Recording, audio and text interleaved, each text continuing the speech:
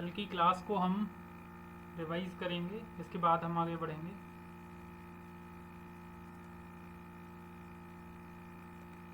कल की क्लास को हम एक बार अगले 2 से 3 मिनट में रिवाइज करेंगे एंड फिर फर्दर कंटिन्यू करेंगे हम।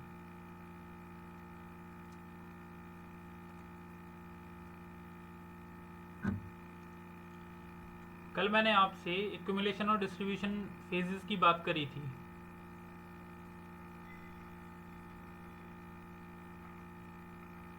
दिख रहा है आप सभी को? जस्ट पिंग कर दीजिए मुझे।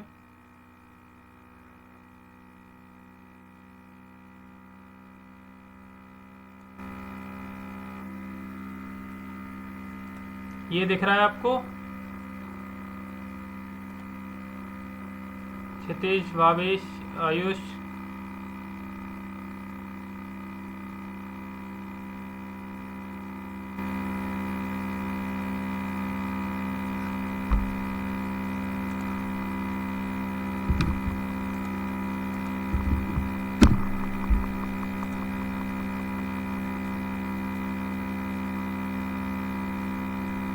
ये स्क्रीन विजिबल है एक्यूमुलेशन एंड डिस्ट्रीब्यूशन की?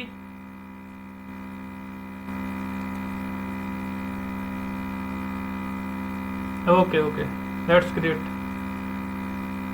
चलिए, तो हमने देखा था कभी भी बड़े प्लेयर्स जो हैं वो क्यों एक साथ बाइंग नहीं करते हैं। हमने इसका कल एक बहुत अच्छा एग्जाम्पल लिया था। अगर वो बाहर से आके कोई एक वेंडर बाहर से आता है और वो एक साथ माल उठाना शुरू कर देता है, तो प्रोबेबिलिटी है कि जो रेस्ट जो लोग बच जाएंगे वो अपने प्राइस को हाइक कर देंगे कि कोई ना कोई बड़ा प्लेयर है एंड माल उठा रहा है वो बहुत ज़्यादा, चलो हम अपने रेट बढ़ाते हैं। इसीलिए वो क्या करते हैं, सबके से थोड़ा थोड़ा बाई करते हैं। सपोज ये टोटल अगर इनके पास 10 लाख शेयर्स हैं, इन 6 को मिला के 10 लाख शेयर्स हैं इनके पास, तो वो सबसे थोड़ा थोड़ा बाई करेंगे। 20,000 इससे उठा लिए, 20,000 इससे उठा लिए, इस तरीके से वो उठाते जाएंगे और मार्केट में पैनिक क्रिएट नहीं होने देंगे। अभी इसी फेज में हमारा एक्यूमुलेशन एंड डिस्ट्रीब्यूशन होता है। कैसे होता है?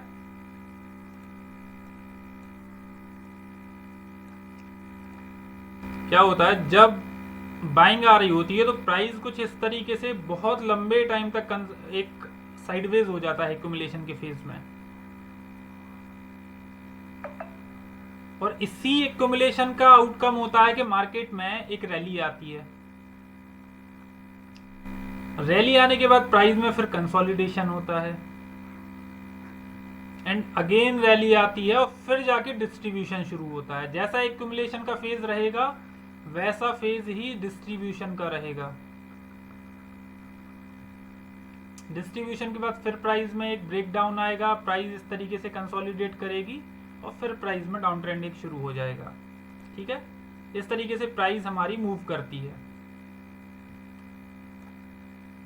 आज हम कुछ पैटर्न्स की बात करेंगे और उनके पीछे की साइकोलॉजी को समझेंगे।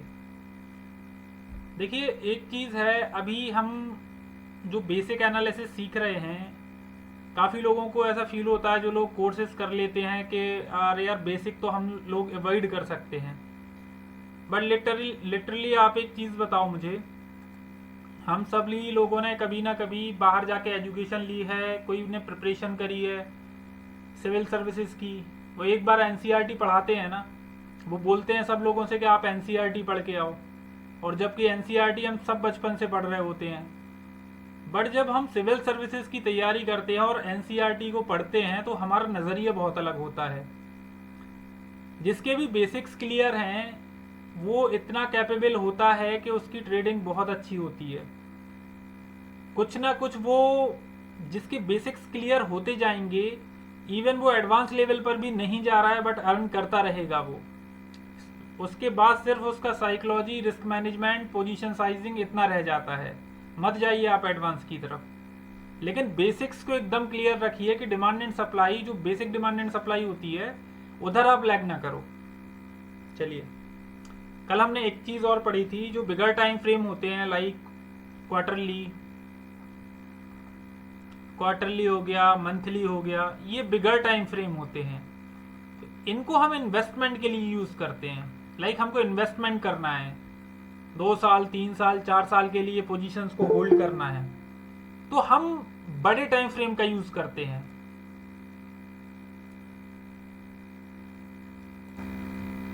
जितना बड़ा टाइम फ्रेम होगा, bigger the time frame, lesser the opportunities.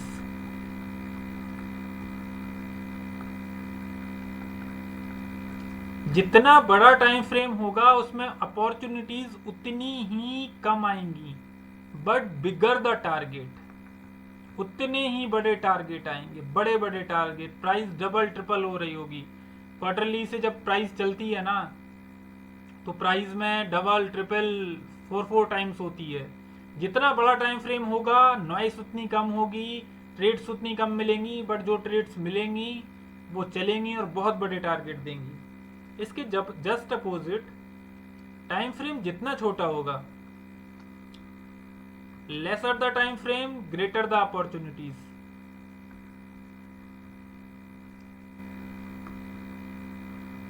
Lesser the time frame greater the opportunities, मतलब बहुत सारी अपॉर्चुनिटीज मिलेंगी। जब आप आओगे ना डेली टाइम फ्रेम पर आओगे, उसके बाद आप 75 मिनट के टाइम फ्रेम पर आओगे, तो अपॉर्चुनिटीज आपको ढेरों मिलेंगी, बट टारगेट उतने ही छोटे हो जाते हैं।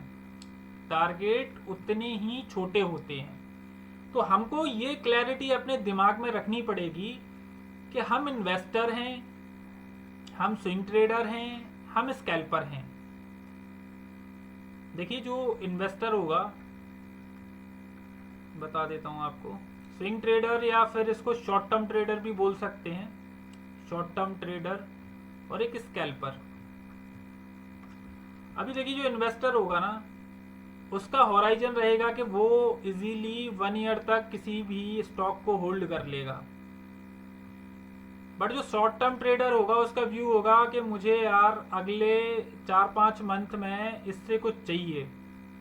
इसी के साथ स्विंग ट्रेडर जो होगा, उसका हॉराइजन रहेगा कि मुझे यार इसमें 1 मंथ में मुझे कुछ मिल जाए। और जो स्कैल्पर होगा, खैर स्कैल्पिंग तो इंट्राडे ट्रेडिंग में होती है, बट स्कैल्पिंग का समझ लो, आपके लोग BTST कर रहे हैं या क्विक ट्रेड, डे ट्रेडिंग, उसको आप समझ सकते हो। बट ऐसा नहीं होना चाहिए कि आप एक स्विंग ट्रेडर हो, स्विंग ट्रेडिंग में आप 2-3 दिन से लेके आप नेक्स्ट 1 मंथ तक कोई पोजीशन को होल्ड कर रहे हो।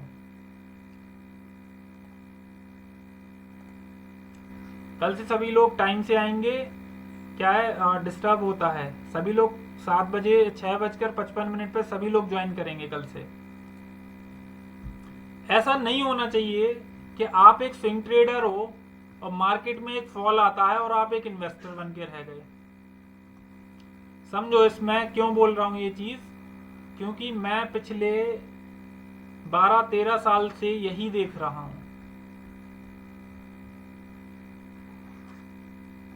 2009 से मैं सब ब्रोकिंग बिजनेस में आया, एज अ जूनियर पार्टनर कह लो या बहुत छोटा प्लेयर था, बस देखता था चीज़ों को। इंजीनियरिंग भी मेरी कंप्लीट हुई। आफ्टर दैट मैंने अपने अकॉर्डिंग काम करना शुरू किया।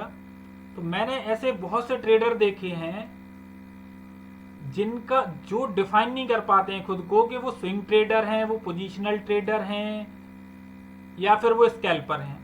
मार्केट डिसाइड करता है कि वो क्या है।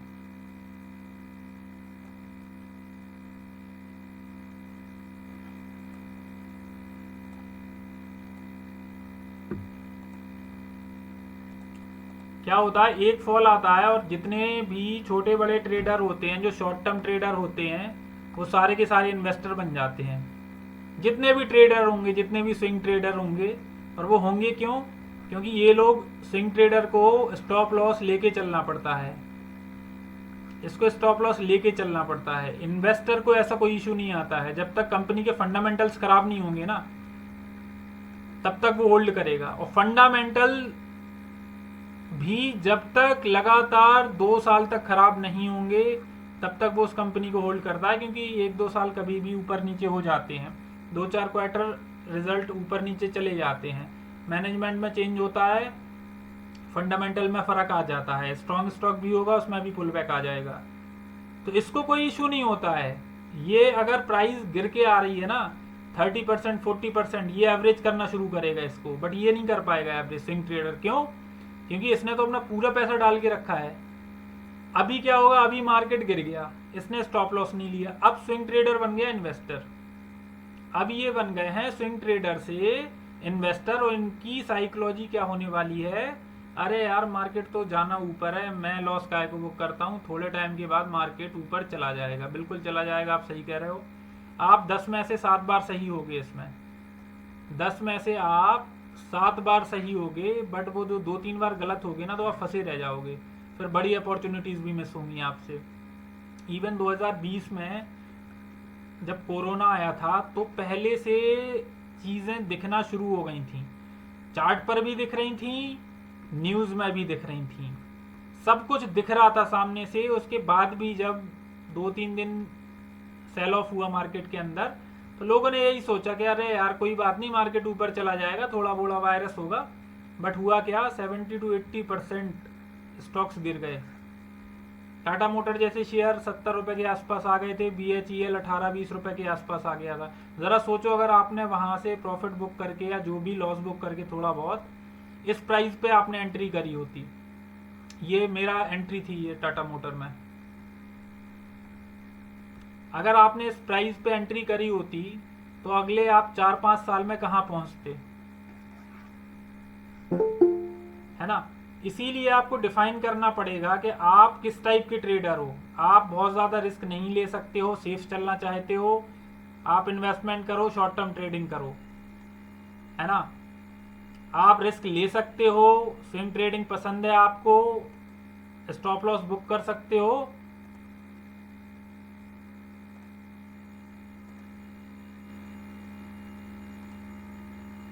आप स्विंग ट्रेडिंग में आओ। अभी देखो इधर पे मैं एक और रीज़न होता है क्यों मैं इस चीज़ को बोल रहा हूँ कि इन्वेस्टर और ट्रेडर को अलग होना चाहिए। इन्वेस्टर और ट्रेडर, ट्रेडर वही swing trader, short term trader, investor वही जो होल्ड करेगा। देखो रीज़न समझो इसका, जब एक इन्वेस्टर पैसा डालता है तो वो फंडामेंटल्स को देखता है, ठीक है। टेक्निकल उसके लिए ओके ओके, अगर उसको नहीं भी आता बहुत अच्छा technical, basic support and resistance भी आते हैं, तो भी वो एक अच्छा इन्वेस्टर बन जाएगा। बट एक ट्रेडर के लिए टेक्निकल एनालिसिस आना बहुत जरूरी है।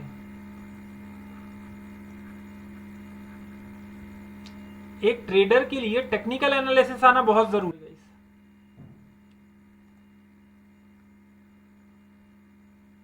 अभी प्रॉब्लम कहाँ होती है, मार्केट में आया फॉल, जो कि आएगा आएगा, आप उससे बच नहीं पाओगे। आप सोच रहे हो कि मैं हमेशा पोजीशन से टाइमली एग्जिट कर जाऊं, ऐसा कभी नहीं होने वाला है। फंसोगे फंसोगे, अभी भी फंसे हैं लोग। मार्केट जा रहा था ऑल टाइम हाई के पास, फंस गए। अब देखो इधर पे सबसे बड़ा लफड़ा क्या होगा आपके साथ, जो इन्वेस्टर होगा ना वो रिलैक्स करेगा, उसका दिमाग हमेशा चलेगा कि मुझे कहाँ पे एवरेज करना है, वो जाके वैल्यूएशंस को काउंट कर रहा होगा। बट ये क्या करेगा अगर इसने स्टॉप लॉस बुक नहीं किया, इसके तो लग गए। कैसे लग गए, इधर तुम्हारा स्टॉप लॉस हो गया, फंडामेंटल्स तुमको कुछ पता नहीं है, अब स्टॉक गिर रहा है और तुम सोच रहे हो कि वो रिकवरी करेगा। मुझे एक बात बताओ, तुमने जाके एक टेक्निकल स्विंग ट्रेडर बन रहे हो तुम, या शॉर्ट टर्म ट्रेडर बन रहे हो, तुमने टेक्निकल एनालिसिस अच्छे से सीख लिया, अभी जाके तुमने एक स्टॉक उठा लिया, ठीक है, वो बहुत अच्छे लेवल पर था, तुम्हें लग रहा था अरे फटने वाला ही है, 10-20% भागेगा, तुमने उस स्टॉक को उठा लिया, तुम मार्केट क्रैश हुआ, अब स्टॉक गिरा 15%, तुम उसको होल्ड कर लिया, तुमको फंडामेंटल्स अभी भी कुछ नहीं पता। बट हो सकता है वो पिछले 4 और 5 साल से वो कंपनी ऑलरेडी लॉस में चल रही हो, लॉस मेकिंग हो। अब क्या होगा पता, ये स्टॉक बहुत तेजी से गिरेगा रिलेटिवली। ये जैसे आउट परफॉर्म करते हैं ना स्टॉक्स, ये इतना इतना तरीके से अंडर परफॉर्म करेगा ये सडनली 30-35% करेक्ट होगा। उसके बाद आप होल्ड करे रहोगे 1-2 महीने, फिर आएंगे इसके क्वार्टरली रिजल्ट आएंगे, वो जो कि खराब आएंगे, ये और गिर जाएगा 10-15% और आपको दिखेगा 40-50% का लॉस। ठीक है, यही होता है। आप खुद से पूछो, आप इतने लंबे टाइम से आप लोग ट्रेडिंग इन्वेस्टिंग कर रहे हैं, ऐसा होता है आपके साथ? नहीं होता है।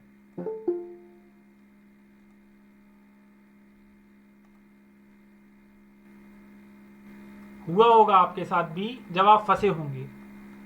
कोई किसी को पता नहीं रहता है। अभी जो न्यूज आई थी टैरिफ को लेकर, वो आफ्टर मार्केट आई थी। जितनी भी बड़ी न्यूज होंगी वो सब आफ्टर मार्केट आएंगी, रात में आएंगी। आपको पता ही नहीं चलेगा कि मार्केट में क्या होने वाला है, आप प्रॉपर फंसेंगे उसमें। अब इससे बचा कैसे जा सकता है? देखो, मैं बोल रहा हूं तुम किसी भी टाइप के ट्रेडर हो, और ये चीज ऐसा नहीं है, ये टेक्निकल ये फंडामेंटल ट्रेडर्स के साथ देखो क्या प्रॉब्लम आएगी। फंडामेंटल ट्रेडर जो होगा ना, फंडामेंटल एनालिस्ट जो होगा, हमेशा उसको एंट्री प्राइस में प्रॉब्लम आएगी। वो वैल्यूएशंस देखेगा, ऑर्डर्स बुक देखेगा, उसके अकॉर्डिंग अप्लाई करेगा वो उस चीज को। बट जरा सोचो कि अगर उसको एक एग्जैक्ट वैल्यू पता हो कि मुझे किस लेवल पर एवरेज करना है, किस लेवल पर मुझे एंट्री करना है, तो ये तो बहुत अच्छा कॉम्बिनेशन हो जाएगा उसके लिए। तो ये फंडामेंटल एनालिस्ट यहाँ लैग करते हैं। अब देखो, इन सबसे आपको बचना कैसे है, आपका सेफ जोन क्या है? याद रख लो, ये हमेशा इसको फॉलो करो, भूल जाओ सब कुछ, मत सीखो ज्यादा। आप ना आपको बहुत बड़ा टेक्निकल एनालिस्ट बनना है, ना बहुत बड़ा फंडामेंटल। जो मैं बोल रहा हूं इसको कर लो। आपको क्या करना है, आप स्विंग ट्रेड कर रहे हो,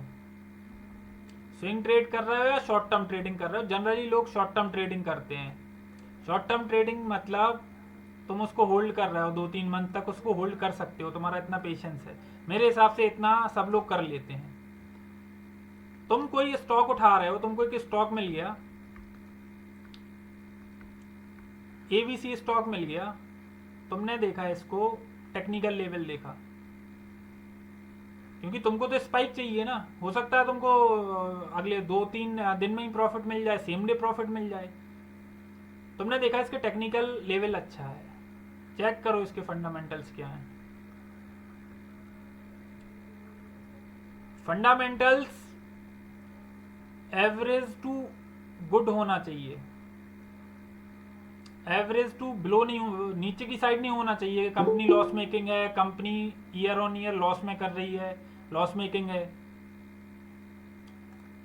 तुम इसके टेक्निकल अच्छे होने चाहिए, फंडामेंटल ठीक होने चाहिए इसके, बट ठीक होने चाहिए, खराब नहीं होने चाहिए। कंपनी की सेल्स अच्छी होनी चाहिए, ग्रोथ अच्छी होनी चाहिए, पीई रेशियो अच्छा होना चाहिए। अभी देखो तुमको बेनिफिट क्या मिलेगा इससे, तुमको दो बेनिफिट मिलेंगे इससे सबसे ज्यादा।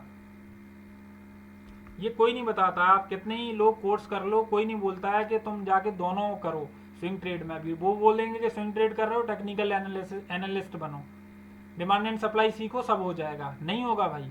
एक मार्केट क्रैश में आप फंस जाओगे, वो आप म्यूचुअल फंड से भी कम रिटर्न कमाओगे फिर। अभी देखो इससे बेनिफिट क्या मिलेगा, पहला तुम्हारी नॉइस कम हो जाएगी।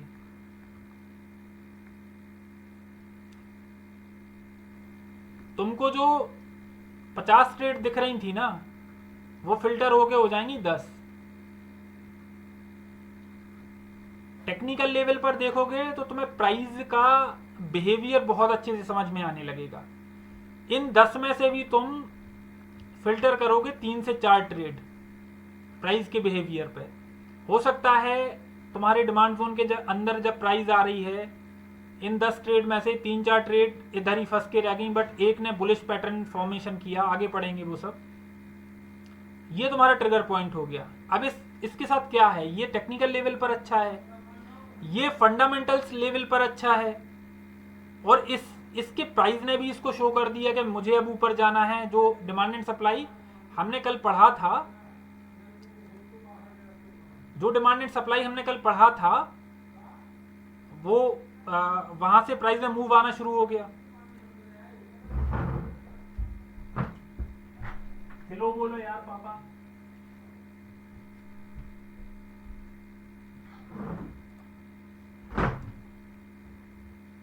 ठीक है, अभी से हैबिट डाल लो।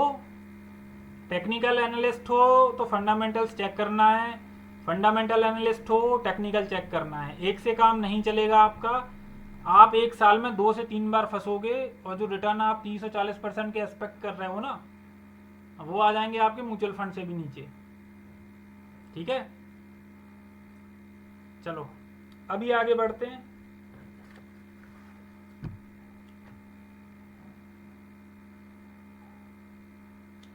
अभी हम कुछ चार्ट पैटर्न को डिस्कस करेंगे, उसके बाद चार्ट पैटर्न को डिमांड एंड सप्लाई के बेसिस पर समझेंगे। बेसिक डिमांड एंड सप्लाई की, एडवांस आगे का पार्ट है, वो आगे का पार्ट समझेंगे बाद में।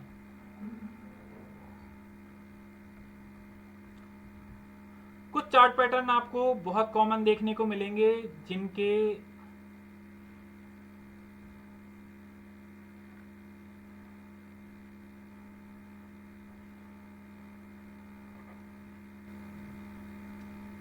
जस्ट अ मिनट, पॉइंटर की थोड़ा सा डिस्टर्ब हो गया। ओके,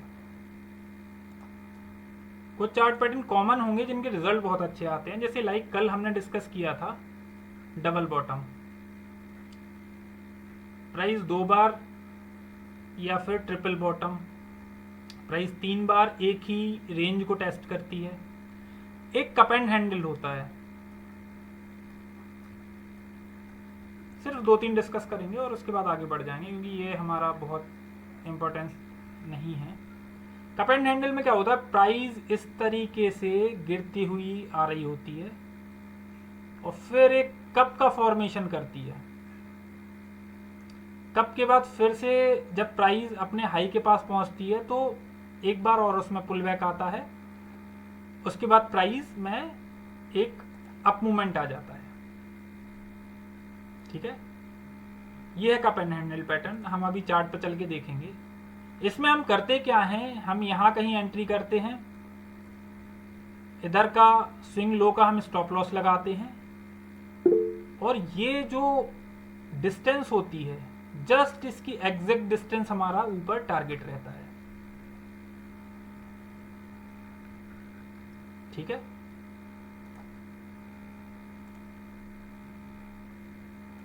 किसी को कोई क्वेश्चन पूछने हैं क्या? अभी हैंड्स रेज हो रहे हैं, अनम्यूट करके पूछ सकता है कुछ, या मैसेज में टाइप कर सकता है। और इसका अपोजिट भी होता है कप एंड हैंडल का। कोई प्राइस है इस तरह से डाउन आ रही है धीरे धीरे करके, एक पूरा कप का फॉर्मेशन कर रही है, उसका फिर एक हैंडल बनेगा और वो यहां से ब्रेक करेगी। एंट्री हमारी यहाँ होती है, स्टॉप लॉस हमारा यहाँ पे होगा, और इसकी जो लेंथ होगी वही हमारा यहाँ पे टारगेट हो जाएगा। ठीक है, अब हम कप एंड हैंडल कुछ देखने की कोशिश करेंगे, किसी ना किसी शेयर से में हमको मिल जाएगा।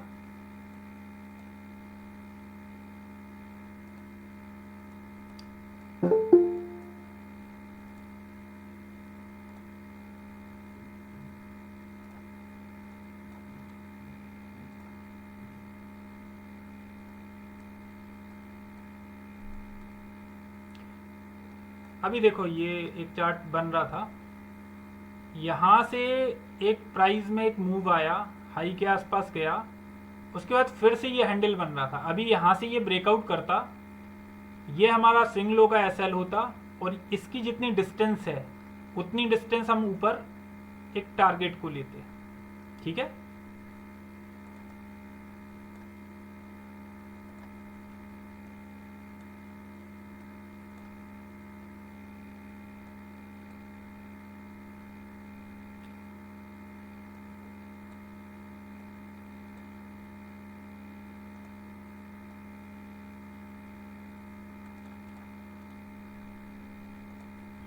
चार्ट पे जब आप प्रैक्टिस करोगे तो आपको ये चीज़ें फिर दिखना शुरू हो जाएंगी। हमेशा एग्जैक्ट नहीं बनेगा, कुछ ऊपर नीचे बनेगा, बट आपको ये पुल बैक जो आएंगे ना अपने हाई के आसपास से, तो वो पुल बैक आपको दिखाएंगे,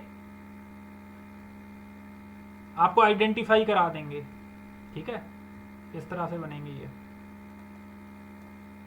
ये बहुत रैंडम, बहुत ज़्यादा देखने को मिलेंगे आप। मैं और भी कोई चार्ट ओपन करता हूँ।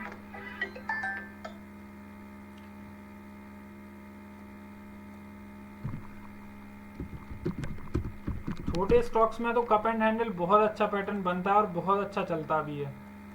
ये जितने स्टॉक होते हैं ना 100 के आसपास होते हैं, जिनमें बड़े बड़े अपर सर्किट लगते हैं, उनमें ये चीज़ कॉमन देखोगे आप।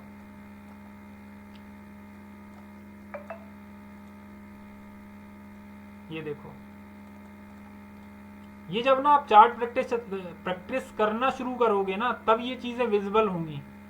एक साथ नहीं आएगा। जब आप अगले 3-4 महीने आप प्रैक्टिस करोगे ना, तब जाके ये चीज़ें दिखेंगी आपको।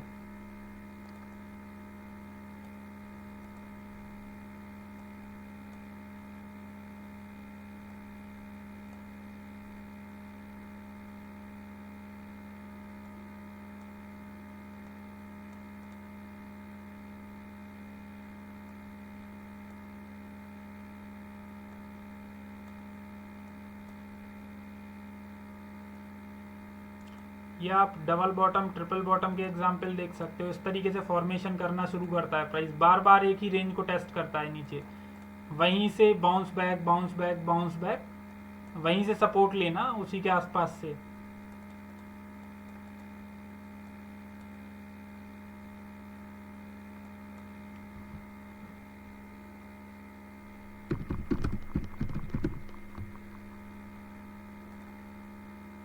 कप एंड हैंडल पैटर्न बहुत अच्छा चलता है, इसके हमेशा रिजल्ट अच्छे आते हैं। बट देख लिया करो, कभी भी एंट्री करो, हमेशा रिस्क रिवॉर्ड को देख कर ही एंटर करना है आपको। रैंडमली किसी भी ट्रेड में नहीं जाना है। चलो इसको फाइंड करते रहना आप लोग, इस तरीके से ही बनते हैं।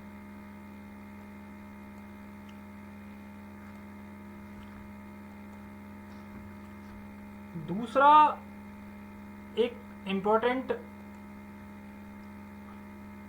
पैटर्न होता है, वो होता है flag and pole. Flag and pole भी होता है, कप एंड फ्लैग भी होता है। इसके पीछे की साइकोलॉजी जस्ट इसके बाद हम देखने वाले हैं। पूरा वो डिमांड एंड सप्लाई का एक चार्ट बनाएंगे और वहां से अंडरस्टैंड करेंगे।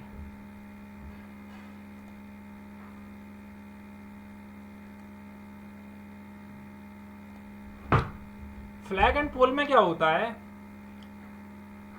प्राइस एक एक्यूमुलेशन के जोन से बाहर निकलती है और एक ब्रेकआउट आता है। ब्रेकआउट आने के बाद जो कंसोलिडेशन का टाइम होता है ना, वहां पे कुछ इस तरीके की पैटर्न बनना शुरू हो जाते हैं। कभी ये पैटर्न ऐसे बनेगा, कभी ये पैटर्न इस तरह से बनेगा। ठीक है, तो जनरली ये बुलिश पैटर्न माना जाता है। ये बुलिश पैटर्न माना जाता है कि प्राइस में एक अपमूव आ गया, अब प्राइस में कंसोलिडेशन के फेज में जा रही है। मतलब छोटे प्लेयर्स निकलेंगे, बड़े प्लेयर्स फिर एंटर करेंगे मार्केट में, और प्राइस में फिर एक ऊपर की तरफ ब्रेकआउट आता है। प्राइस अपने हाई को टेस्ट करता है सबसे पहले, तो वो टारगेट होता है, और उसके बाद फिर ऊपर की उसकी रैली शुरू होती है। ये बहुत कॉमन मिलेगा आपको। और इसका अपोजिट भी होता है। सपोज डिस्ट्रीब्यूशन के फेज में है कोई प्राइस, यहां से प्राइस चली गई ऊपर, यहां से डिस्ट्रीब्यूशन के फेज में है, यहां से इसमें ब्रेकडाउन आया। अभी ये धीरे धीरे करके इस तरह से कंसोलिडेट करेगी। ये समझेंगे अब, ये जो ट्रायंगल बन रहे हैं ना, इनके पीछे के लॉजिक क्या होते हैं वो समझेंगे। तो जनरली ये सिनेरियो जो है ना, ये बियरिश सिनेरियो है। जिस तरह से ये बुलिश है, ये बुलिश साइन है कि इस तरीके से प्राइस कंसोलिडेट कर रही है। इसके अंदर भी हम देखेंगे किस तरीके से प्राइस एक्शन होता है, वो आगे का पार्ट है। और इसमें फिर से ब्रेकआउट आता है और फिर प्राइस नीचे चले जाती है। इस तरीके के पैटर्न होते हैं ना, जनरली हम इसमें अवॉइड करते हैं एंटर करना। काफ़ी लोग बुलिश देख कर के यार ऊपर जा रही है, बट ओवरऑल जब उसका सिनेरियो देखोगे आप, तो वो हमको अपोजिट डायरेक्शन में मिलती है।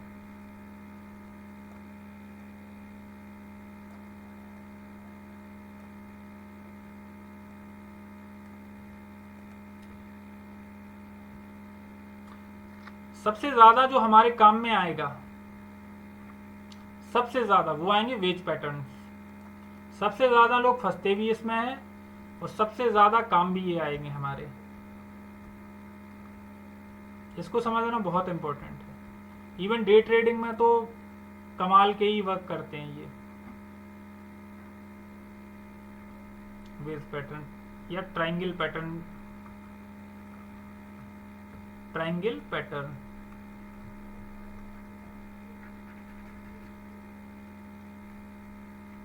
अभी क्या होता है, ऐसे पैटर्न में प्राइस एक पर्टिकुलरली रेंज में ट्रेवल करना शुरू करती है। क्यों करती है बस डिस्कस करने वाले हैं। अब वो रेंज कुछ भी हो सकती है। जब आप ट्रेंड लाइन ड्रॉ करोगे ना ऊपर से, जैसे मैंने उस दिन बताया था, तो आपको इस तरीके का सिनेरियो मिलेगा। ये डिमांड एंड सप्लाई के इम्बैलेंस की वजह से होता है। कभी आपको दिखेगा कि प्राइस इस तरह से नीचे गिर रही है, ठीक है।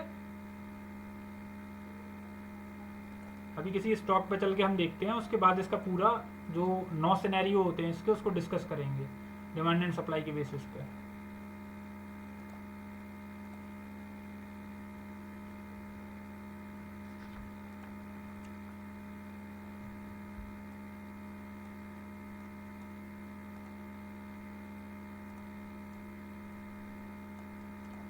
फ्लैग एंड पोल का जो एग्जाम्पल देखना है, इस तरीके के देखने को मिलेंगे। एक रैली आएगी मार्केट के अंदर, ठीक है, एक रैली आएगी, उसके बाद प्राइस कंसोलिडेट करेगा, रैली आएगी। कभी कभी काफी क्लैरिटी के साथ ये दिख जाते हैं।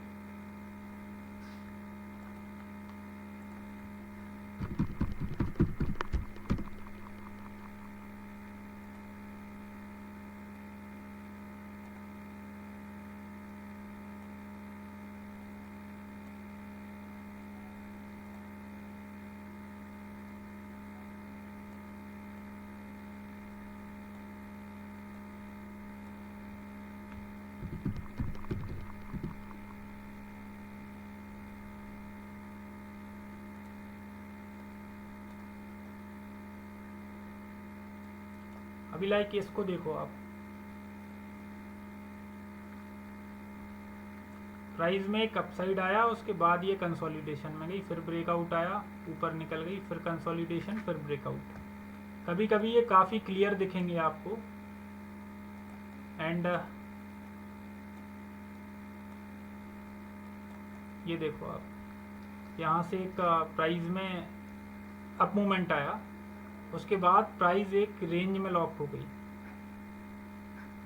और फिर उसके बाद ब्रेकआउट आया, और फिर प्राइस ऊपर निकल गई। तो जब भी जैसे प्राइस एक रेंज में कंसोलिडेट करना शुरू करती है ना, तो वेट करना होता है, या तो ब्रेकआउट का वेट करना होता है, या कुछ ना कुछ वो तुमको चार्ट पैटर्न बनते हुए देखोगे उसमें तुम।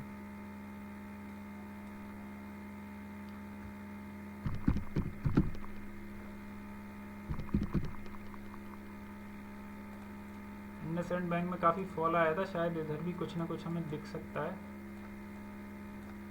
अभी देखो ये एक सिनेरियो देखो, प्राइस में इतना बड़ा इन्वर्टेड हेड एंड शोल्डर का था, इतना बड़ा ब्रेकडाउन आया था, उसके बाद प्राइस एक रेंज में आ गई।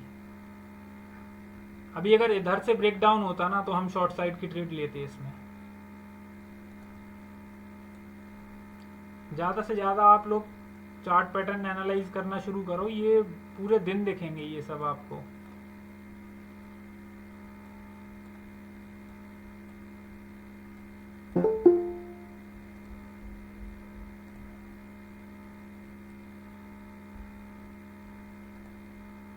चलिए, अभी हम 9 सिनेरियो डिस्कस करने वाले हैं, इनको ध्यान से देखना है आपको। 9 सिनेरियो वो कौन से होने वाले हैं? जब डिमांड ज्यादा है, सप्लाई ज्यादा है, तब क्या होगा? डिमांड ज्यादा है, सप्लाई कम है, डिमांड ज़्यादा है और सप्लाई कांस्टेंट है। डिमांड ज़्यादा, सप्लाई ज़्यादा। सारा खेल जो शुरू होता है चार्ट पैटर्न का, वो डिमांड एंड सप्लाई के बेसिस पर होता है। दूसरा सिनेरियो क्या होगा? डिमांड कम है, सप्लाई ज़्यादा है। डिमांड कम है, सप्लाई कम है। डिमांड कम है, सप्लाई कांस्टेंट है। सातवां सिनेरियो क्या होगा? अब डिमांड कांस्टेंट आ रही है बट सप्लाई ज़्यादा हो रही है। डिमांड कांस्टेंट है, सप्लाई कम है। डिमांड कांस्टेंट है, सप्लाई कांस्टेंट है। देखिए क्या होता है, अभी आप खुद से समझो एक चीज को। किसी भी चीज की डिमांड बढ़ रही है, किसी भी चीज की डिमांड बढ़ रही है और सप्लाई है लिमिटेड, तो उसके भाव क्या होगा उसका? सपोज कोई भी चीज ले लो जिसकी डिमांड बहुत ज्यादा आ गई मार्केट के अंदर और उसकी सप्लाई लिमिटेड है, आप लोग मुझे बताओ उसके प्राइस पे क्या इम्पैक्ट पड़ेगा इसका? मैसेज में आप बताओ, आप लोग अनम्यूट करके बोल सकते हो।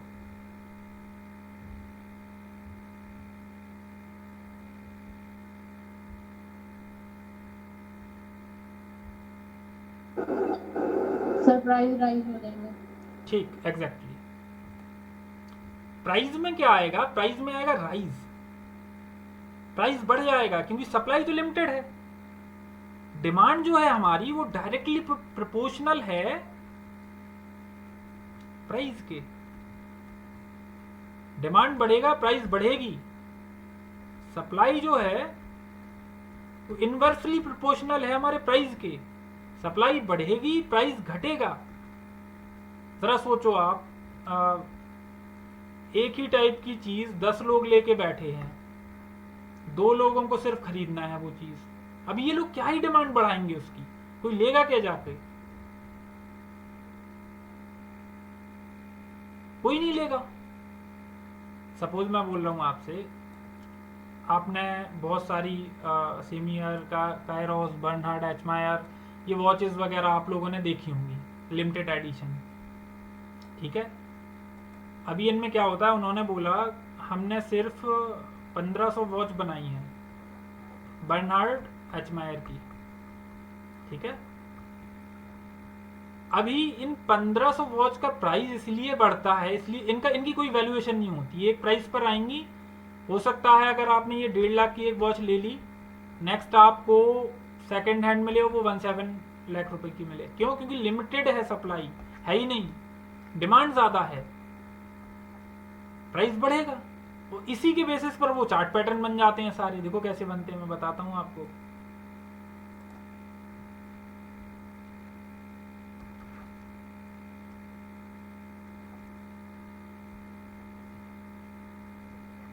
डिमांड ज्यादा एंड सप्लाई ज्यादा,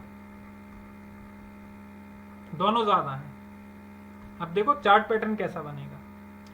डिमांड ज्यादा है मतलब प्राइस को ऊपर जाना चाहिए, सप्लाई ज्यादा है प्राइस को नीचे आना चाहिए।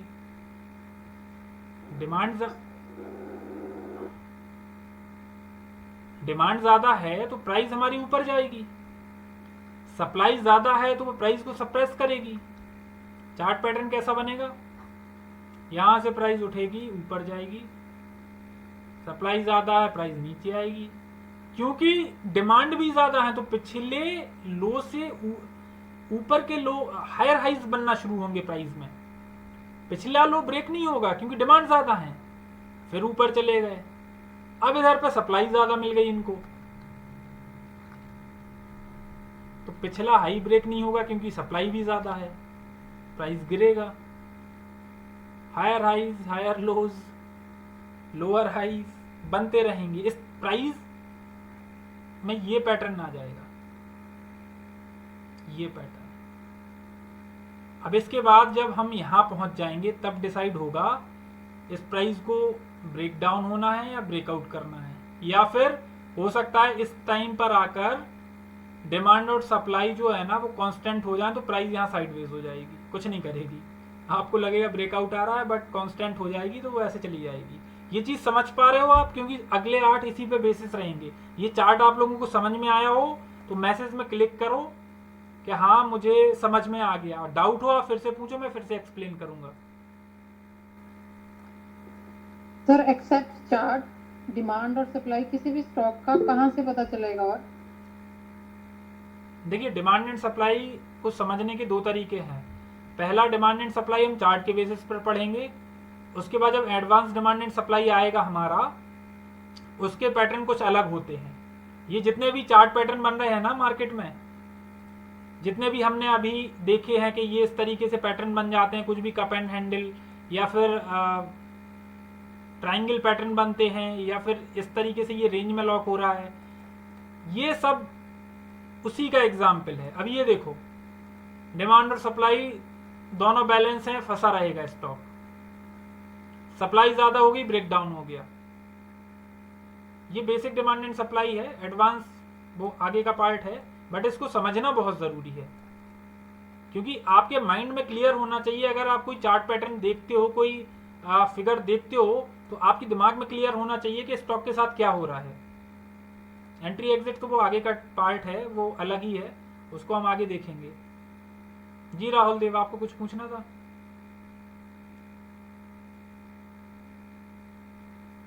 राहुल देव, आप हैंड राइज कर रहे हैं, कुछ पूछना था आपको? चलिए।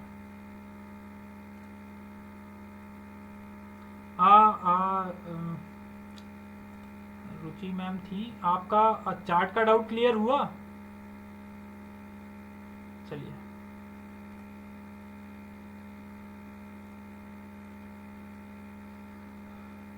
अब हम चलते हैं दूसरे चार्ट की तरफ। अभी हो रहा है डिमांड ज्यादा और सप्लाई कम। अभी क्या होगा? डिमांड ज्यादा है तो प्राइस ऊपर की तरफ बढ़ेगी, सप्लाई कम है तो भी प्राइस ऊपर की तरफ बढ़ेगी। सप्लाई कम होती तो हमारा इस तरीके से चार्ट आता, बट सप्लाई कम है इसीलिए प्राइस कुछ ऐसा करेगा।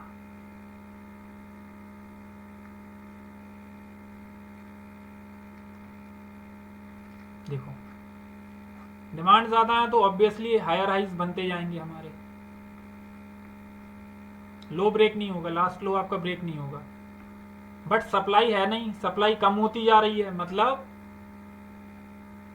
जो हाइज बनाए हैं प्राइस ने उसको ब्रेक करेगी, प्राइस ऊपर की तरफ जाएगी। ये क्लियर हुआ किसी को? सभी को? ये पैटर्न क्लियर हुआ? सप्लाई कम होगी, प्राइस ऊपर की तरफ जाएगी, डिमांड ज्यादा होगा, प्राइस ऊपर की तरफ जाएगी।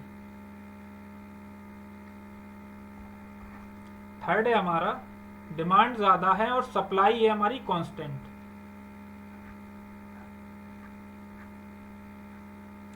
अभी देखो, डिमांड ज्यादा है, ऑब्वियसली ये इसका फिगर आएगा। सप्लाई कांस्टेंट है, ऐसा कुछ बनेगा? सप्लाई तो लिमिटेड है, कांस्टेंट है सप्लाई, डिमांड ज्यादा है।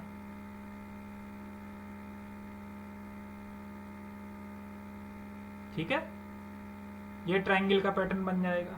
सारे पैटर्न जैसे ऐसे हैं, आप लोग एक बार बना के देखना, इसी तरीके से सारे बन जाएंगे।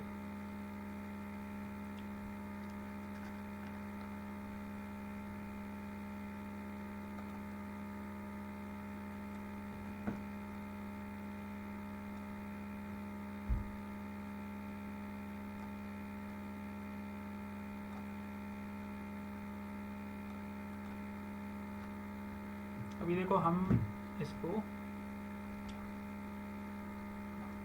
डिमांड ज़्यादा है, सप्लाई ज़्यादा है, सप्लाई कम है और सप्लाई कांस्टेंट है। डिमांड ज़्यादा है, डिमांड कम है और डिमांड कांस्टेंट है। ठीक है, ये सारे 9 हम एक साथ बना के देख लेते हैं, उसके बाद हम कुछ बैक टेस्ट भी कर लेंगे इनको कैसे इनको ड्रॉ किया जाता है, पैरेलल चैनल किस तरीके से ड्रॉ करेंगे। अभी डिमांड ज़्यादा है, सप्लाई ज़्यादा है, डिमांड आ गई ज़्यादा, सप्लाई आ गई ज़्यादा। ठीक है, पैटर्न बन गया कुछ ऐसा।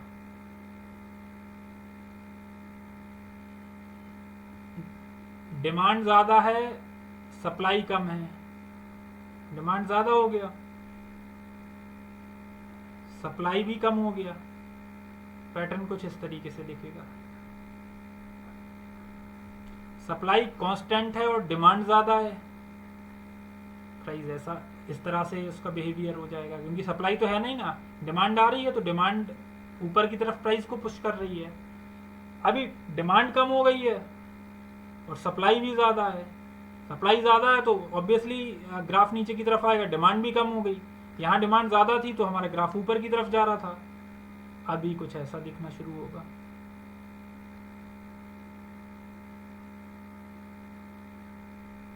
पांचवा केस काफ़ी इंटरेस्टिंग है।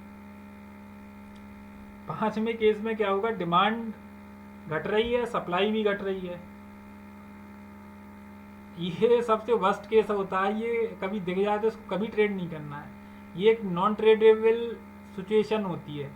अभी डिमांड घट गई है, सप्लाई घट गई है, अभी प्राइस इस तरीके से मूव करना शुरू करेगा, ये कभी ट्रेड मत करना है इसको। ये ही एक सिर्फ ऐसा सिनेरियो होता है जो नॉन ट्रेडेबल होता है, नॉन ट्रेडेबल है ये, है ना। इसको ट्रेड करना ही नहीं है आपको, कभी अभी दिखे भी ये अवॉइड करना है इसको, ठीक है। अब डिमांड कम और सप्लाई कांस्टेंट, डिमांड कम है तो हमारा ऑब्वियसली नीचे की तरफ ग्राफ गिरेगा, सप्लाई कांस्टेंट है तो ये ग्राफ रहेगा। अभी इधर क्या हो रहा है, डिमांड हमारी है कांस्टेंट, ठीक है, और सप्लाई है ज़्यादा, कुछ इस तरीके से हमारा प्राइस रहेगा। सप्लाई ज़्यादा है ना तो प्राइस को वो गिराएगी, डिमांड कांस्टेंट है तो वो होल्ड करेगी प्राइस को। अभी डिमांड कांस्टेंट है और सप्लाई कम हो रही है, डिमांड कांस्टेंट है और सप्लाई कम हो रही है, इस तरह से बन जाएगा। उसके बाद डिमांड और सप्लाई दोनों कांस्टेंट है तो दोनों के फिगर ये साइडवेज एक्युमुलेशन, ठीक है। इनको आप नोट कर लो, बना लो। अब चलते हैं चार्ट की तरफ, उठा लेते हैं कोई भी शेयर। चलो वही संदेश, इसी में कुछ मूव आ रहे हैं आजकल। और मैं बड़ा कभी कभी आश्चर्य हो जाता हूँ, लोग पूरा पैसा देते हैं उसके बाद भी सीखने के लिए इंटरेस्टेड नहीं रहते हैं। पैसे देने में वो एक बार नहीं सोचेंगे, वो आएंगे, पैसा देंगे, ज्वाइन करेंगे, उसके बाद कभी आते हैं बैच में, कभी नहीं आते हैं। आज भी सिर्फ 2 लोग दिख रहा है, पूरा बैच गायब है। चलिए खैर, आपकी ट्रेडिंग है, मेरा काम है बेस्ट देना। मेरा काम है कि आपको अगले 4 मंथ में कोई भी आप ट्रेड कर रहे हो तो आपको उसका सब कुछ पता रहा है, आपकी एक्यूरेसी 80% अबव हो। आप ऑप्शन ट्रेडिंग कर रहे हो, ऑप्शन सेलिंग कर रहे हो, हेजिंग कर रहे हो, आपको सारे मार्केट पता रहे हैं, आप फेल ना करो। क्योंकि जिसने जो मुझे सिखाने के लिए दे रहा है उसको 10 गुना मुझे रिटर्न करना है। खैर, संदेश को देखते हैं हम।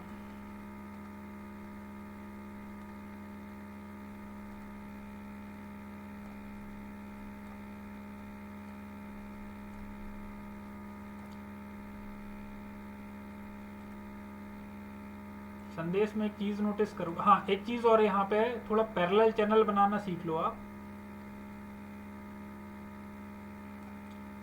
इधर से जब आओगे तो इधर पे आपको पैरेलल चैनल का एक ऑप्शन मिलेगा,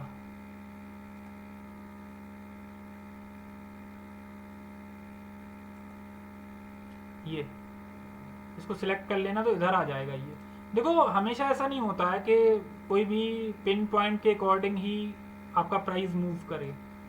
एक चैनल का फॉर्मेशन होता है, क्योंकि बायर्स और सेलर्स में एग्रेसिव बाइंग सेलिंग चल रही है, तो ऐसा नहीं होगा ना कि कट टू कट चीजें हो जाएं।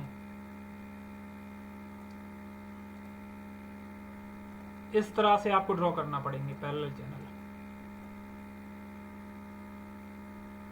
लाइक इस रेंज को ड्रॉ करना है तो इसका हाई पॉइंट ये है, दूसरा हाई पॉइंट ये है, आप इसको ड्रॉ कर लो, ठीक है।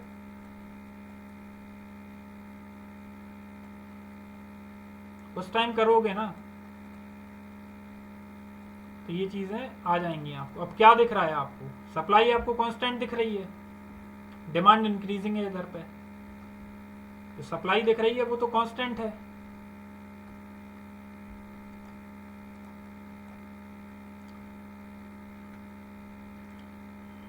बार बार प्राइस उसी रेंज से जा रही है और यहाँ पे हायर हाइज बन रहे हैं।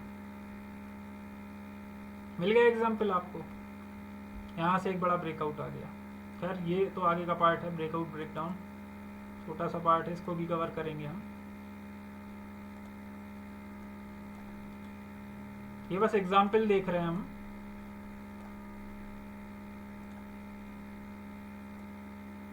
ये देखो आप, ये सिर्फ इतना पार्ट देखो आप।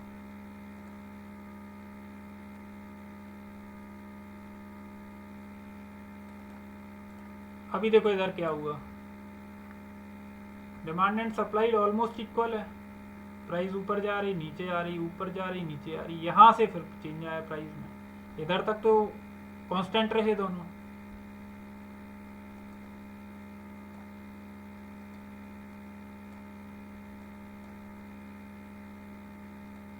ये हमेशा आपको ऐसे बहुत दिखेंगे, ये चार्ट पैटर्न ऐसे बहुत दिखेंगे, आप इनको मार्क करते रहो, बहुत दिखेंगे आपको। ये भी नियरली वैसे ही पैटर्न है कुछ।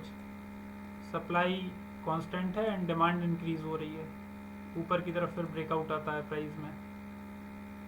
ये देखो लगभग दोनों कांस्टेंट हो गए एक लंबे टाइम के लिए।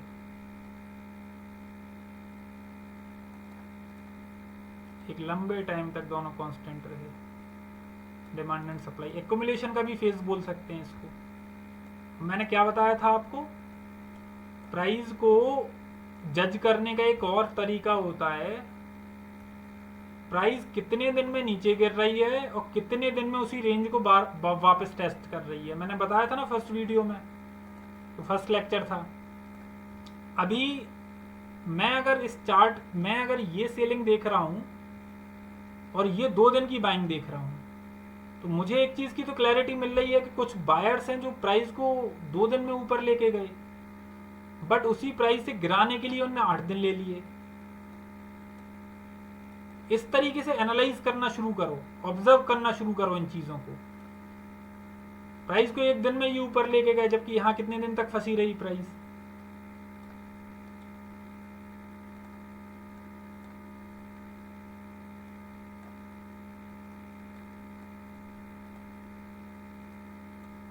अभी देखो ये कभी कभी जो पैरेलल चैनल वगैरह हमने देखे ना, कितने बढ़िया काम करते हैं।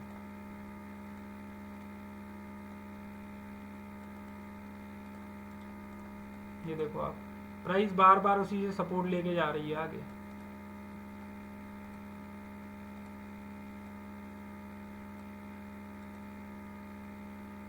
ये देखो आप, जाना शुरू हुई, सप्लाई वीक पड़ी, डिमांड ज्यादा पड़ी, तो प्राइस ऊपर की तरफ मूव करती चली गई। यहां से तुम्हें कुछ कप एंड हैंडल का भी पैटर्न देखने को मिलेगा। ये देखो एग्जैक्ट कुछ नहीं होगा, यहाँ से एक कप बना, यहाँ से एक पुल बैक आया मार्केट के अंदर, पुल बैक आया और अगेन ब्रेकआउट हुआ, प्राइस निकल गई ऊपर की तरफ। ये एक लॉन्ग कंसोलिडेशन का phase, demand and supply equal हो गया इधर पे। और स्टॉक देखते हैं।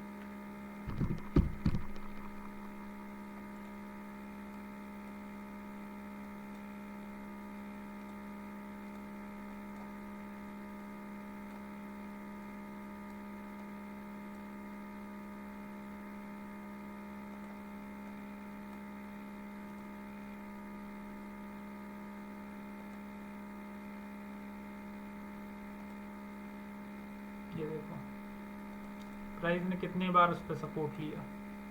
यहाँ से भी जब ऊपर जा रही होगी तो एक फॉर्मेशन, एक चैनल का फॉर्मेशन करते हुए ऊपर बढ़ रही थी।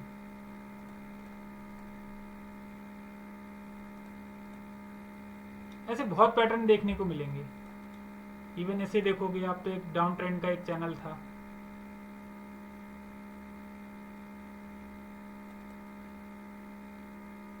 इसको ड्रॉ करना सीखो आप लोग। जो लोग नए हैं वो ड्रॉ करना सीखो इसे, ठीक है। इस तरह के आपको बहुत दिखेंगे।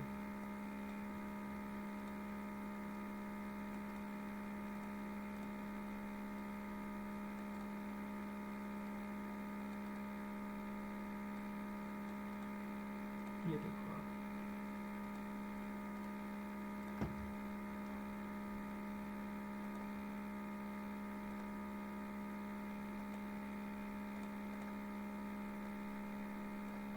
कितना बढ़िया पैटर्न था। एक प्राइस उसी रेंज में रही काफ़ी टाइम तक, ठीक है। उसके बाद निकली और उसके बाद फिर ब्रेकआउट आया यहाँ से प्राइस के अंदर। ड्रॉ करते रहो, ये काफ़ी बेसिक है, ये क्लियर हो जाएगा आपका जल्दी। चलिए polarity of support and resistance को भी समझ लेते हैं हम।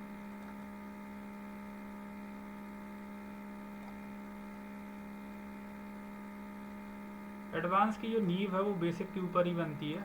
कभी ऐसा नहीं होगा कि बेसिक आपके डिस्टर्ब हैं।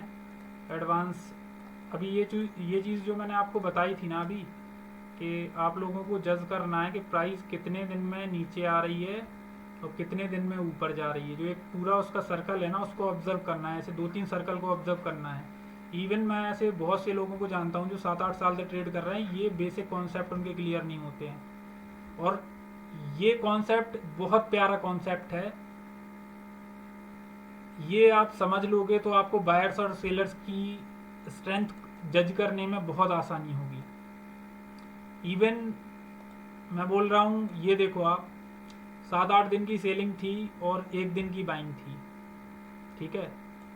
4-5 दिन की बाइंग है, 2 महीने की सेलिंग है। 7-8 दिन 9 दिन की सेलिंग है, 1 दिन की बाइंग है। तो ये चीज़ स्ट्रेंथ दिखाती हैं। फ्यूचर में जब हमको इसको ट्रेड करना होगा ना, तो एक माइंड में रहेगा कि इसमें बायर्स बहुत स्ट्रेंथ लेकर आते हैं। यहाँ से ये निकल रहा है ना, तो निकलेगा और फिर इन्हीं स्टॉक्स में इंट्राडे उठाते हैं। हमें पता है कि बायर्स इस तरह से क्लोजिंग कराते हैं, इस स्टॉक में इस तरह से क्लोजिंग कराते हैं।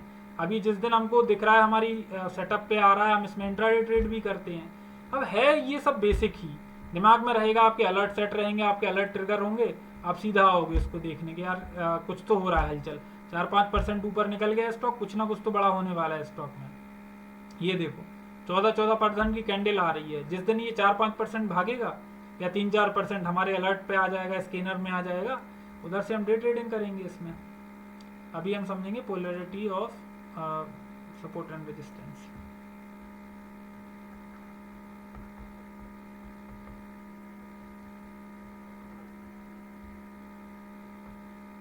इसको डिमांड एंड सप्लाई बोल दो या सपोर्ट एंड रेजिस्टेंस, कुछ भी बोल सकते हो।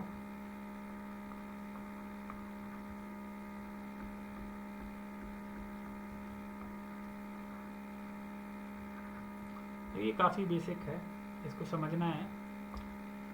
प्राइस जब भी एक रेंज में लॉक होती है और उस रेंज से बाहर निकलती है,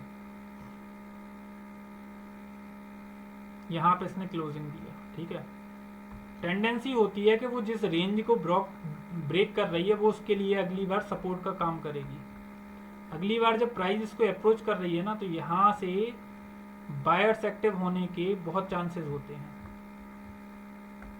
क्योंकि ये इसने पूरा रेंज निकाली है। अब इसके 2-3 लॉजिक होते हैं। पहला लॉजिक, जब प्राइस में रैली आना शुरू होती है तो सारे बायर्स देख लेते हैं कि प्राइस में अभी रैली का फेज चलेगा, एक्यूमुलेशन हो चुका है, अब रैली आएगी, तो वो एंटर करते हैं। दूसरा, जो लोग यहाँ पे आगे शॉर्ट पोजीशन बनाते थे, बार बार यहाँ से बाई कर रहे हैं, यहाँ से शॉर्ट कर रहे हैं, यहाँ पे आगे कुछ ना कुछ बड़े सेलर्स शॉर्ट करते हैं, यहाँ से बाइंग आ रही है। तो क्या होता है, जब प्राइस ऐसे निकलती है ना, तो इनके स्टॉप लॉस तो कहीं डले होंगे ना। सपोज प्राइस इस तरह से निकली, अभी इन्होंने शॉर्ट किया तो कहीं ना कहीं एसएल डाले होंगे।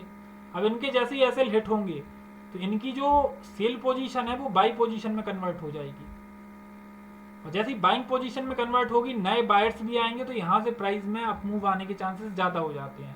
समझो इस चीज़ को ध्यान से। फिर से मैं ड्रॉ करता हूँ।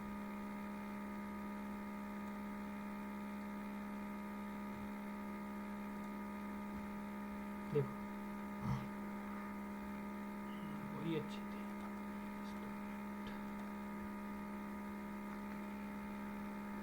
देखो सपोज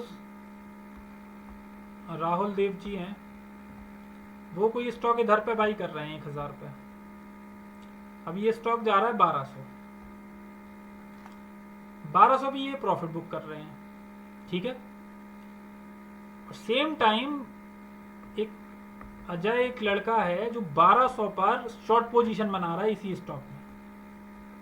आपको पता है कि फ्यूचर में भी शॉर्ट हो जाता है, इंट्राडे में भी शॉर्ट हो जाता है। इन्होंने 1200 पर शॉर्ट किया, प्राइस आया फिर से 1000। दोनों लोग कमा रहे हैं इसमें पैसा। इनने 1000 रुपये लिया और 1200 में बेचा, इनने 200 रुपये कमाए।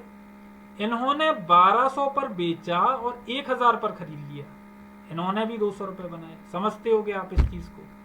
फिर प्राइस ऊपर जा रही है, फिर नीचे आ रही है, फिर राहुल और अजय दोनों ने पैसे कमा लिए। अभी लेकिन राहुल और अजय किसी ना किसी एक पॉइंट तो उनके माइंड में रहेगा कि यार अगर ये स्टॉक इधर से निकलता है तो मैं इसमें प्रॉफिट या लॉस बुक करके अलग हो जाऊंगा। सपोज राहुल ने इधर पे बाई करते हैं 1000 पे। राहुल ने देखा कि यार ये मेरा स्टॉप लॉस होगा। स्टॉप लॉस मतलब जिस प्राइस पे हम बाहर निकलेंगे। सपोज ये है 950, तो जब भी प्राइस यहां पर आएगा तो राहुल तो अलग हो जाएंगे ना। ये हो सकता है बना रहे, बट यहां से तो राहुल अलग हो जाएंगे। राहुल तो अलग होंगे ही, साथ में और लोग भी होंगे राहुल के साथ, वो भी अलग हो जाएंगे। जो शॉर्ट सेलर्स होंगे वो भी एक्टिव हो जाएंगे। या फिर प्राइस चला गया इधर, अब इधर पे अजय को करना था शॉर्ट। अजय शॉर्ट तो कर रहा है लेकिन कुछ तो रिस्क रहेगा ना दिमाग में, 4% 5%। अजय ने देखा कि ये 1200 प्राइस है, 1250 अगर हो जाता है तो मैं यहां से एग्जिट कर जाऊंगा लॉस लेकर। और प्राइस जैसे ही आके 1250 होगा तो अजय जैसे सारे लोग बाहर हो जाएंगे मार्केट से।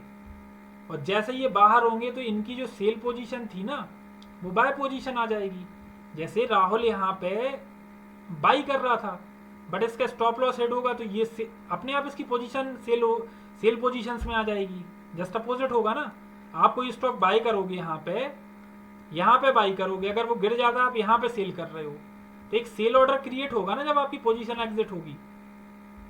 वैसे ही अजय यहाँ पे शॉर्ट पोजीशन बना रहा है बार बार, लेकिन जब प्राइस अजय का स्टॉप लॉस हिट कर देगी तो अजय की जस्ट पोजीशन उल्टी हो जाएगी। अभी इधर से सब लोगों ने देख लिया है इस प्राइस पर कि ब्रेकआउट आ गया है स्टॉक में। देखो इसको,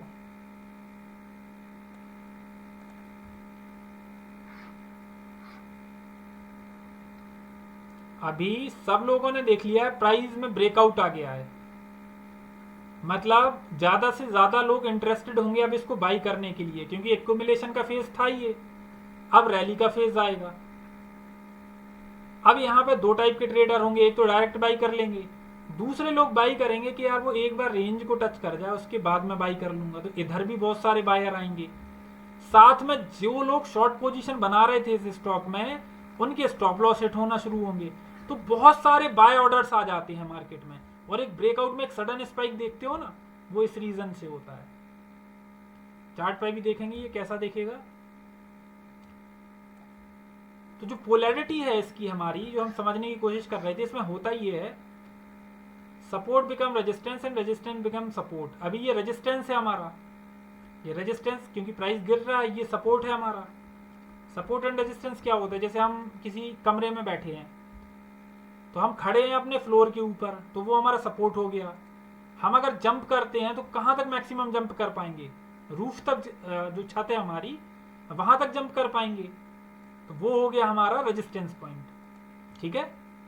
या फिर एक बॉल, छोटी छोटी बॉल आती है ना जो बहुत जंप करती हैं, उनको जमीन में मारोगे तो जमीन से ऊपर जाएंगे, ऊपर से नीचे, नीचे से ऊपर, उसी रेंज में रहेंगी, तो वो सपोर्ट हो गया रेजिस्टेंस। अभी जब यहां से प्राइस में ब्रेकआउट होगा और अगली बार जब प्राइस आएगा तो ये रेजिस्टेंस था, बट ये एक सपोर्ट की तरह काम करेगा इसका, ठीक है। और यहां पे प्राइस होल्ड करना शुरू कर सकती है। वैसे ही अगर नीचे की तरफ ब्रेक होगा तो ये जो सपोर्ट था ना पहले हमारा, अब ये रेजिस्टेंस बनेगा, प्राइस जाएगी तो हिट करके इसको वापस गिर सकती है। ये होता है polarity of support and resistance. इसको चार्ट पर चल के देखते हैं कैसा दिखता है।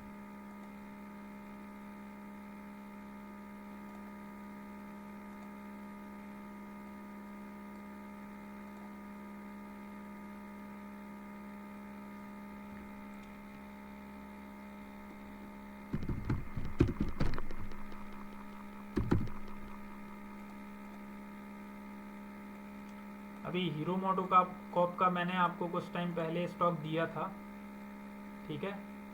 अभी देखो इसके साथ क्या होगा। खूब एक्यूमुलेशन हुआ है स्टॉक में, बहुत ज़्यादा। इसके बाद प्राइस में आता है एक ब्रेकआउट, ठीक है। ये हुआ ना, प्राइस में ब्रेकआउट आया, बट आकर जिस प्राइस से रेजिस्टेंस ले रहा था उसे सपोर्ट लिया और एक 5% 6% का एक और अप मूव आ गया। ये देखो आप, ये देख रहे हो, ये तो हमारा रेजिस्टेंस था ना, यहाँ से गिरता था, बट यहाँ से इसने सपोर्ट ले लिया और यहाँ से एक बड़ी कैंडल का फॉर्मेशन हुआ। लगभग देखा जाए तो 6% के आसपास की कैंडल थी। ये हर जगह देखने को मिलेगा, ये बहुत कॉमन फैक्टर है और मार्केट में चलता भी है। और कुछ देखते हैं।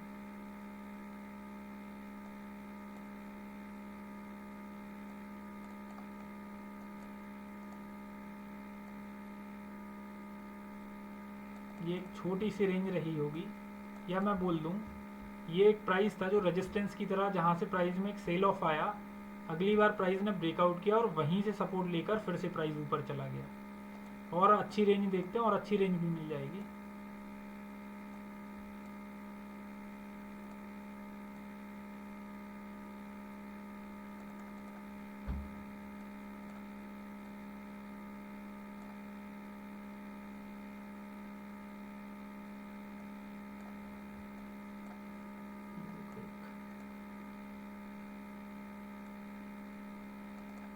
ये देखो, इसमें देखोगे आप कि प्राइस सपोर्ट ले रही है एक रेंज से, दूसरी बार भी सपोर्ट लिया, तीसरी बार भी सपोर्ट लिया, चौथी बार आकर ब्रेक किया, बट अगली बार वहीं से रेजिस्टेंस फेस किया इसने और नीचे गिर गया।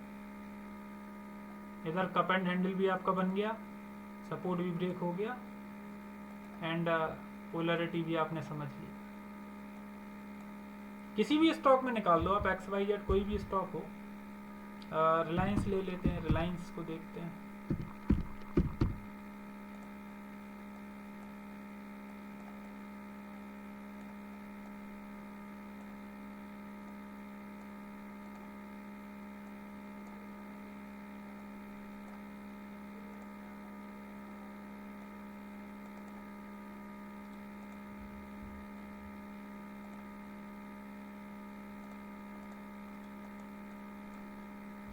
देखिए ये रेजिस्टेंस पॉइंट बन रहा था, प्राइस जा रही थी बार बार, अगली बार प्राइस में ब्रेकआउट आया, प्राइस आया और उसी पे सपोर्ट लेके फिर एक बुलिश कैंडल का फॉर्मेशन दिया और निकल गया फिर प्राइस। और देखते हैं।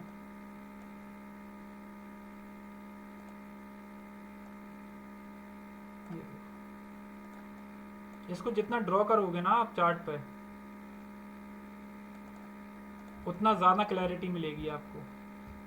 ये एक रेजिस्टेंस पॉइंट था, बार बार प्राइस यहाँ पे हिट कर रही थी, यहाँ से ब्रेकआउट आ गया, प्राइस निकल गई, अगली बार आई वहीं से सपोर्ट, वो रेजिस्टेंस था वो सपोर्ट बन गया प्राइस के लिए, एंड इवन एक लॉन्ग टर्म तक के लिए वो सपोर्ट रहा फिर, और इसी सपोर्ट से फिर एक और ब्रेकआउट आया। हर जगह काम करेगा ये।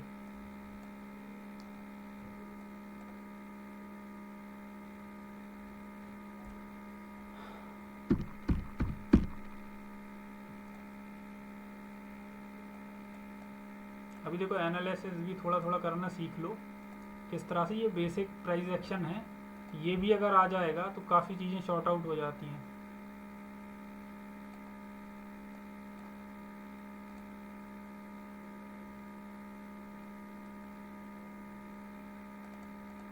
देखो प्राइस जा रही है, रेजिस्टेंस फेस किया, ब्रेकआउट आया, फिर उसी रेंज को टेस्ट कर रही है, वहाँ से फिर एक ब्रेकआउट। अभी आप बोलोगे कि यार ये तो थोड़ा सा नीचे आ रही है। देखो हमेशा याद रखा करो, जब भी इस टाइप के ट्रेड लोगे ना आप, जो आगे बताऊंगा मैं, स्टॉप लॉस आपका रहेगा यहाँ। ये पूरा जोन एक्यूमुलेशन का ये पूरा जोन आपके एवरेज करने का जोन रहेगा। जब आगे मैं आपको पूरा रिस्क मैनेजमेंट समझाऊंगा, ऐसा नहीं होगा हर बार के प्राइस ने किसी एक लाइन को टच करके रिएक्शन आ गया। जब इस टाइप की कैंडलस्टिक का फॉर्मेशन होता है ना, तो आपको दिखेगा कि बायर्स एक्टिव हो रहे हैं बार बार। कैंडलस्टिक की फर्स्ट उसमें बताया था ना मैंने, ज़रूरी नहीं है आप पहली बार में ट्रेड कर लो, हो सकता है एक बुलिश कैंडल आने के बाद आप ट्रेड करो, या इसके हाई के ब्रेक करने के बाद ट्रेड करो। आगे का पार्ट है वो सारा मैं क्लियर करूंगा आपको। अभी ऐसे में आपको 2-3 चीज़ें आपको देख रहे होगे आप, चार्ट पैटर्न भी बन रहे हैं इसमें, ठीक है। कौन सा चार्ट पैटर्न बन गया हमारा? डिमांड ज़्यादा है, सप्लाई कांस्टेंट है, सप्लाई लिमिटेड है, डिमांड बढ़ रही है स्टॉक में। उसके बाद कप एंड हैंडल भी बन गया, ठीक है। थोड़ा हैंडल बहुत ख़राब बना है बट बन गया। एक चीज़ और कप एंड हैंडल में एक चीज़ याद रखा करो, हमेशा ऐसा नहीं बनेगा। कभी हो सकता है ये ऐसा बने, हो सकता है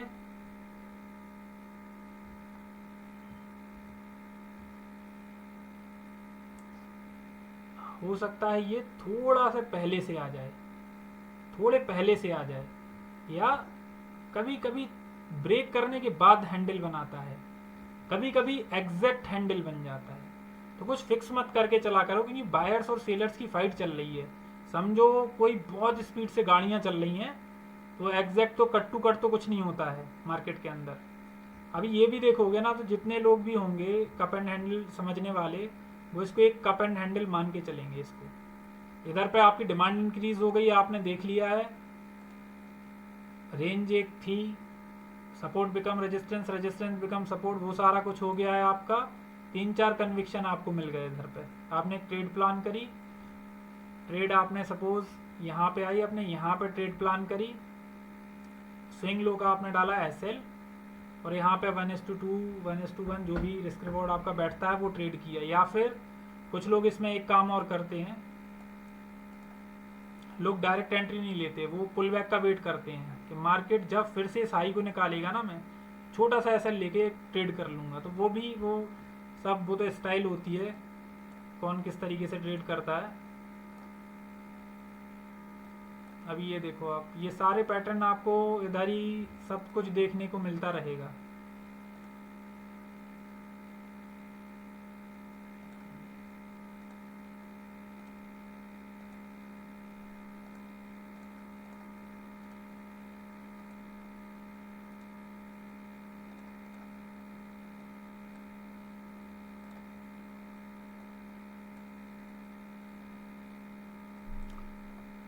ये डबल बॉटम का एग्जाम्पल आपके लिए हो गया। डबल बॉटम में क्या करते हैं लोग, इस तरीके से मार्क करते हैं, एंड जब इसका ब्रेकआउट होता है, इसके ब्रेकआउट पर ट्रेड डालते हैं, नेकलाइन के ब्रेकआउट पे, और एक ट्रेड प्लान करना शुरू करते हैं। ऊपर प्राइस गया और फिर से एक रेंज में लॉक हुआ, देखो पोल एंड फ्लैग का पैटर्न आ गया, फिर ब्रेकआउट करके सबसे पहले टारगेट ये होता है जो स्विंग हाई हो, और इसके ऊपर जो भी रेजिस्टेंस पॉइंट बन रहे हो।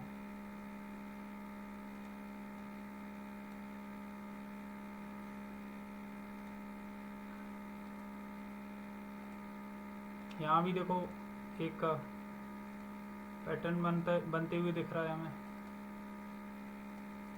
ठीक है। इस तरीके से आप ड्रॉ करते रहो। किसी को कोई क्वेश्चन हो वो पूछ सकता है।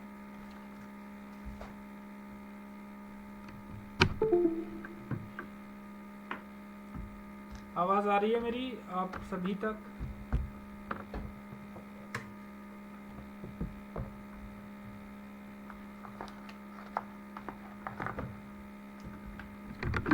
कोई भी किसी को कोई डाउट हो इसमें वो पूछ सकता है मुझसे। लास्ट 2 क्लासेस नहीं देखी वो देख लो आप लोग।